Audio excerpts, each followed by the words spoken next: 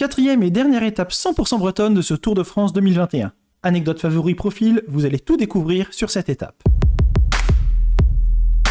Julien Alaphilippe, encore lui, il porte le maillot vert, après le maillot à pois et le maillot jaune. Le champion du monde aura porté, durant sa carrière, chacun des 3 maillots distinctifs, un exploit peu commun pour un Français. L'un des derniers à l'avoir fait avant lui, c'est Laurent Jalabert. Le départ est donné de Redon, une ville sportive. 40% de la ville est licenciée dans un club sportif. Deuxième fois que Redon est ville-étape sur le Tour de France. La première fois pour un départ. La dernière fois, c'était une arrivée en 2011, avec la victoire à la clé de Tyler Farrar.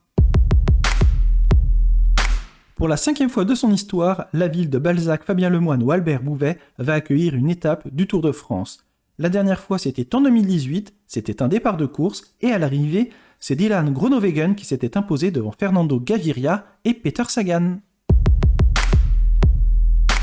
Aura-t-on le premier sprint du Tour de France ?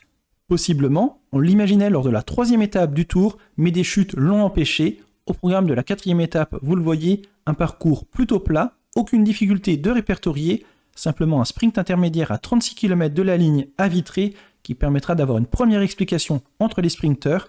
Sinon, que peut-il se produire ? Eh bien, on pourrait peut-être imaginer un peu de vent sur les plateaux découverts. Alors, bordure ou pas, donnez-moi votre avis. Dans quel état sont les sprinteurs après les chutes des derniers jours ? Cela sera la clé de ce sprint. Sonny Colbrelli, Arnaud Démare ou le revenant Mark Cavendish sont pour moi les favoris de cette étape. Et pour vous, qui va la remporter ? Donnez-moi votre avis dans les commentaires. N'oubliez pas également de liker, commenter et partager la vidéo. Moi je vous dis au revoir et à demain. Bonne route !